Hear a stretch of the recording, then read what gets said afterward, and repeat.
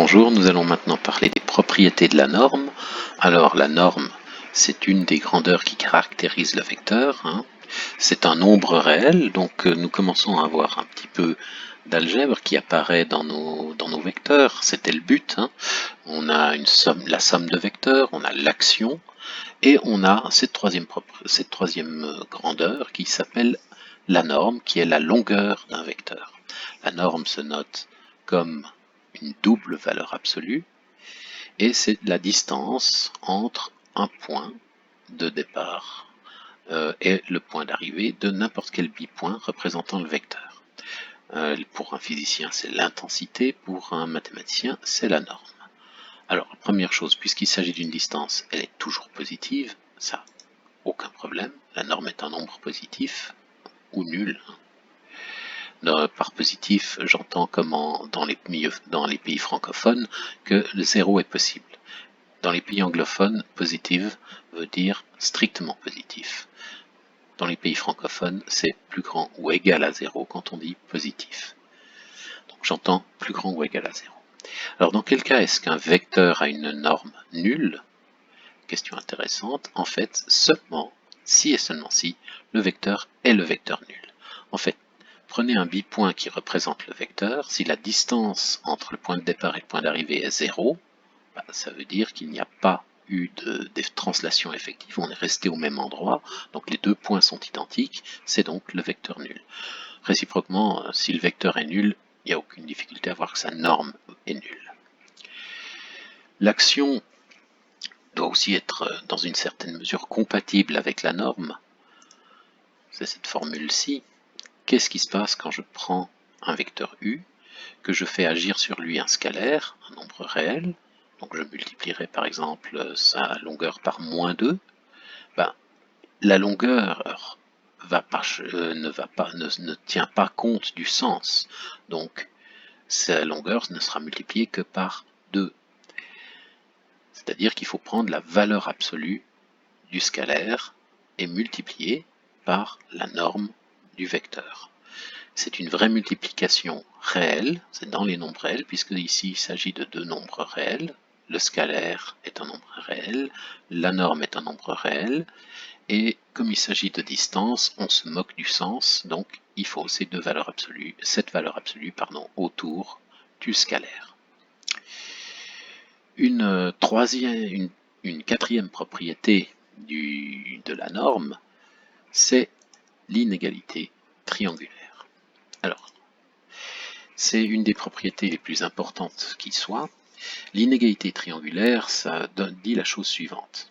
Ça dit que si vous prenez la somme de deux vecteurs, vous prenez leur norme, c'est plus petit ou égal que la somme des normes. En gros, le raccourci, n'oubliez pas que la somme de deux vecteurs, c'est comme faire un raccourci, est plus court que le chemin avec des détours. Bon, c'est un peu stupide dit comme ça. Alors regardons pourquoi est-ce que ça s'appelle l'inégalité triangulaire? Parce que les vecteurs, quand on leur fait leur somme, ça nous donne un triangle. Ici, le point de départ, j'applique le vecteur U, ensuite j'applique le vecteur V, ça me donne ces trois points qui forment un triangle. Ici, on a le vecteur U, là le vecteur V, et là le vecteur U plus V. Et on sait bien que dans un triangle, la somme de deux côtés des longueurs de deux côtés doit être plus grande que la longueur du troisième côté. Mais ce n'est pas la seule propriété qu'il y a sur les triangles. Si vous donnez trois nombres et puis que vous vous demandez est-ce que ça forme des longueurs de côté d'un triangle, ça dépend. Ça dépend bien sûr si cette inégalité est préservée, mais pas que. Si par exemple vous prenez ici une longueur immense et là une longueur petite, la différence du coup est très grande. Et si ceci n'est pas très grand, il n'y a aucun moyen de former un triangle avec ça.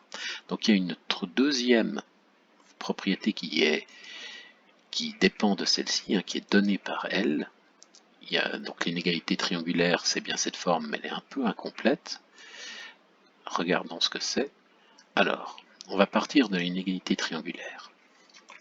Et on va regarder un côté. La norme du vecteur U.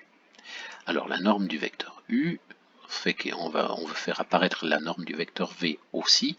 Donc c'est un truc qu'on fait tout le temps en mathématiques, c'est d'ajouter et de soustraire le vecteur V. Ce qui nous intéresse, ce qui manque pour faire apparaître. Donc la norme du vecteur U, c'est la norme du vecteur U plus V moins V. Plus V moins V, ça fait rien du tout. Donc ça, c'est encore la norme du vecteur U. Par l'inégalité triangulaire, si je considère ça comme étant le premier vecteur et moins V comme étant le deuxième, U plus V plus moins V, j'applique l'inégalité triangulaire qui est ici, ça me fait norme de U plus V plus norme de moins V. Norme de moins V, c'est valeur absolue de moins 1 fois norme de V. Donc ça nous fait norme de U plus V plus norme de V. Maintenant, on soustrait V ici, dans cette inégalité, et ça nous donne norme de U moins norme de V est plus petit ou égal à la norme de U plus V. Donc la différence des longueurs doit être plus petite ou égale à la somme, à la longueur de la somme. Et maintenant, comme U et V, en fait, ici c'est juste des lettres, ils sont interchangeables, donc on peut échanger les rôles de U et V, l'addition est commutative. Donc on a aussi que norme de V moins norme de U, c'est plus petit ou égal à la norme de U plus V. Alors, quand vous avez un nombre, comme celui-ci, qui est plus petit que celui-ci, et que son opposé est aussi plus petit que celui-ci, en fait, ça veut dire, quel que soit le signe, on peut changer le signe de ce nombre, on reste borné par ça. Donc ça veut dire que la valeur absolue de ce nombre est plus petite ou égale à ce nombre. Donc la différence des normes en valeur absolue est plus petite ou égale à la norme de la somme. Voilà donc cette seconde propriété qui dit que la différence entre deux côtés d'un triangle ne peut pas être trop grande par rapport au troisième côté. Ce qui nous fait en fait une troisième, encore une propriété, réécrivons-la, mais en fait on peut remplacer ces deux propriétés par une seule sous cette forme-ci. Voilà, c'est la forme générale de l'inégalité triangulaire qui est ici.